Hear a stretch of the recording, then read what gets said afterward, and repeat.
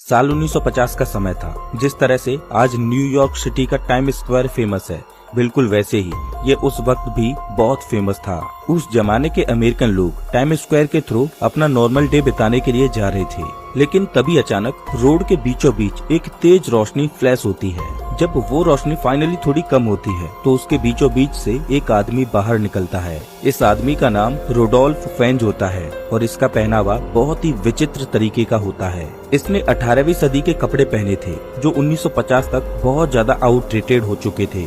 इससे पहले कि रुडोल्फ के इन रहस्यमय तरह के कपड़े या अचानक से टाइम स्क्वायर के बीचों बीच आ जाने के सीक्रेट को उजागर किया जाता, एक गाड़ी उसे जोर से टकराकर मार देती है और रुडोल्फ वहीं पर मर जाता है। जब न्यूयॉर्क सिटी की पुलिस इस आदमी की आइडेंटिटी पर इन्वेस्टिगेशन करती है तो उन्हें पता चलता है कि रुडोल्फ तो साल 1876 में ही गायब हो चुका था। अब आखिर साल 1876 में गायब हुआ आदमी साल 1950 में कैसे आ गया?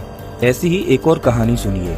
साल 1979 में एक कपल फ्रांस घूमने जाने का फैसला करता है। वहाँ पर वो एक होटल बुक करता है जहाँ पर रात बिताई जा सके, लेकिन जैसे ही वो उस होटल में प्रवेश करता है वैसे ही उसे हर चीज पुरानी और पिछले जमाने की दिखाई देने लगती है। वहाँ काम करने वाले लोगों ने भी अजीब तरह के कपड़े पहने होते हैं और जब वो कपल उनसे जानकारी लेने की कोशिश करता है तब उन्हें पता चलता है कि वो किसी तरह से साल 1788 के समय में आ गए हैं। डर के मारे वो कपल होटल से निकलकर बाहर की तरफ भागने लगते हैं और बाहर आते ही वो दोबारा से अपने वक्त में वापस पहुंच जाते हैं। इसके बाद जब एक साल बाद वो दोबारा से फ्रांस घूमने आते हैं तो उन्हें दिखाई देता है कि उस होटल का नामो निशान तक नहीं बचा है। एक और अजीब कहानी सुनिए जो जापान के टोक्यो शहर में घटी थी। साल 1950 का समय था। अचानक टोक्यो के हेनेडा एयरपोर्ट पर एक आदमी आता है जिसका पासपोर्ट टोरेट नाम के देश से बिलोंग करता था। मैं आपको बता दूं कि इस नाम का देश दुनिया के मैप पर एग्जिस्ट ही नहीं करता।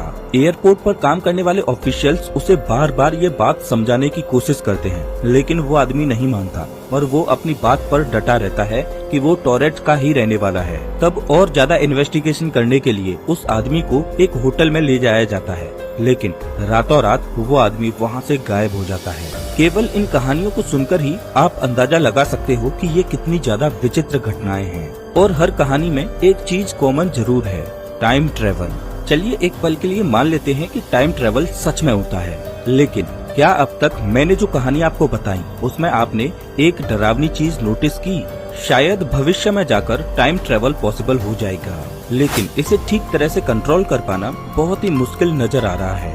हर एक टाइम ट्रेवल स्टोरी एक एक्सीडेंट की तरह नजर आती है। घटना के बाद या तो वो टाइम ट्रेवलर गायब हो जाता है या मर जाता है। हम इंसान टाइम ट्रेवल के कॉन्सेप्ट को लेकर इतने जिज्ञासु बन चुके हैं कि उससे जुड़े खतरे को देख ही नहीं पाते। एक तरह से इंसान वक्त में आगे या पीछे जाकर कुदरत के नियमों को तोड़ रहे हैं और हम सबको पता है कि जब कुदरत के नियम टूटते हैं तो किसी तरह की त्रासदियां आती हैं। जिस तरह आज मैं टाइम ट्रेवल को इतना खतरनाक बता रहा हूँ, उसी तरह सालों पहले वैज्ञानिकों ने भी इसे बहुत ही खतरनाक तरीके से देखा था। क्या होगा अगर कोई इंसान वक्त में पीछे जाकर किसी बड़ी घटना को बदल देगा? क्या इससे भविष्य भी पूरी तरह से बदल जाएगा या इससे भी ज्यादा किसी खतरनाक चीज के होने की संभावना हो सकती है? वैज्ञानिक इन सवालों से जूझ रहे थे कि हाइजेनबर्ग नाम के एक वैज्ञानिक ने एक दिलचस्प थ्योरी दुनिया के सामने रखी। उन्होंने कहा कि हमारे ब्रह्मांड के पास एक अद्भुत शक्ति है। आपने मूवीज में देखा होगा कि किस तरह कुछ इंसानों के पास अपनी बॉडी को हील करने की शक्ति होती है, बस उसी तरह यूनिवर्स के पास भी खुद को हील करने की शक्ति है।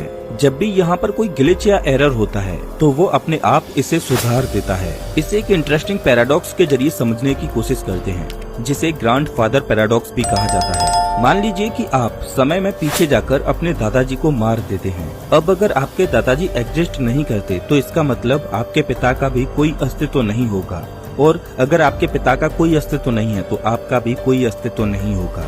लेकिन अगर आप एग्जिस्ट ही नहीं करते तो आप वक्त में पीछे जाकर अपने दादाजी को कैसे मार पाए? हाइजेनबर्ग इसी फैक्ट को समझाने की कोशिश करते हैं। वक्त में पीछे जाकर और अपने दादाजी को मारकर आपने ब्रह्मांड में एक ग्लिच या एरर को जन्म दे दिया। ब्रह्मांड ने तुरंत उस एरर को नोटिस किया और उसे ठीक कर दिया। इससे आप एक टाइम लूप में बंध गए। आप पास्ट में जाकर अपने दादाजी को मारकर वापस प्रेजेंट में आते हो तो देखते हो कि कुछ भी बदलाव नहीं है। क्योंकि यूनिवर्स ने उसे पहले ही ठीक कर दिया है। इस थ्योरी ने वैज्ञानिकों के मन में आशा जगा दी थी कि शायद टाइम ट्रेवल उतना भी खतरनाक नहीं है जितना कि हम अंदाजा लगा रहे थे। लेकिन इन थ्योरीज से अभी भी एक बड़े सवाल का जवाब नहीं निकल पाया है। एक दिलचस्प कहानी सुनिए।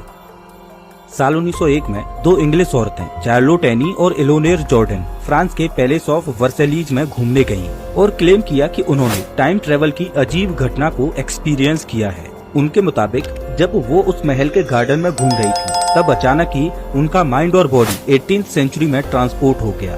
उन्होंने कहा कि वो उस वक्त के लोगों से मिली जिन्होंने पुराने जमाने के कपड़े पहन रखे थे। सिर्फ इतना ही नहीं, वो खुद मैरी एंटोनेट से भी मिली जो कि उस वक्त फ्रांस की महारानी थी। उन्होंने ये भी कहा कि 18th सेंचुरी में जाने के बाद उनके आसपास का वातावरण बहुत अजीब और डरावना हो गया था। लेकिन जिस तरह से वो वक्त में पीछे गई थी उसी तरह दोबारा अपने समय में वापस भी आ गई। इन दोनों महिलाओं ने अपने साथ हुई घटना को 1911 की एक किताब में लिखकर पब्लिश किया। जाहिर सी बात है कि इससे दुनिया भर में लोगों के बीच बहस छिड़ गई। कुछ लोग कहने लगे कि ये पूरी घटना मनगढ़ंत है और इसे केवल फेमस होने के लिए लिखा गया है। लेकिन 1901 में ज्यादातर कोई भी टाइम ट्रेवल के बारे में नहीं जानता था, तो इसके ऊपर इस तरह से कहानी बनाने से क्या फायदा होता। सच तो ये है कि ऐसी बहुत सी घटनाएं हो चुकी हैं जिनमें कुछ लोग अचानक अपने आप को पास्ट या फ्यूचर के समय में पहुंचा देते हैं। इस फिनोमिना को टाइम स्लिप भी कहा जाता है। जो लोग इसे अनुभव करते हैं उनकी कहानियां ऑलमोस्ट एक जैसी होती हैं। अचानक उनके आसपास की चीजें बदल जाती हैं, लोग बदल जाते हैं, लोगों के पहनावे बदल जाते हैं, कभी कभार तो उनके आसपास का आर्किटेक्चर भी बदल जाता है। कुछ लोगों ने ऐसी मशीनों को भी डिस्क्राइब किया है जो आज के जमाने में एग्जिस्ट ही नहीं करती। इस तरह के टाइम स्लिप कुछ विशेष लोकेशंस जैसे कि हिस्टोरिकल साइट्स, पुरानी इमारतें और पैरानॉर्मल जगहों पर एक्सपीरियंस किए जाते हैं। अब ये घटनाएं एक और बड़े टाइम ट्रेवल के खतरे को उजागर करती हैं। क्या यूनिवर्स में ऐसी जगह मौजूद हैं जहां पर किसी तरह का ग्लिच या एरर है और जिसके थ्रू पास होकर इंसान वक्त में आगे या पीछे जा सकते हैं? मैं ऐसी अनगिनत कहानियां बता सकता हूं जिसमें लोगों ने टाइम स्लिप को एक्सपीरियंस किया है। अगर ब्रह्मांड में ऐसी जगह मौजूद भी हैं, तो वैज्ञानिक उन्हें अभी तक ढूंढ क्यों नहीं पाए हैं? क्या ऐसा हो सकता है कि वो हमारी आंखों के सामने ही है, लेकिन हमारी आज की टेक्नोलॉजी उसे डिटेक्ट ही नहीं कर पा रही? क्या हो सकता है कि डार्क मैटर और डार्क एनर्जी, जिसे कि साइंटिफिक कम्युनिटी इतने जोर शोर से खोजने की कोशिश कर रही है, उसका टाइम ट्रेवल के साथ कुछ लेना देना हो? सवाल बहुत सारे हैं और जवाब बहुत कम, लेकिन हर छोटे सवाल का जवाब इस बात की ओर इशारा कर रहा है कि शायद टाइम ट्रेवल एग्जिस्ट करता है, और करे भी क्यों ना। टाइम ट्रेवल का मतलब होता है समय की शक्ति को कंट्रोल करना और अपने मन मुताबिक किसी भी समय अंतराल में जा पाना। हम पहले से जानते हैं कि समय को धीमा कैसे किया जाता है।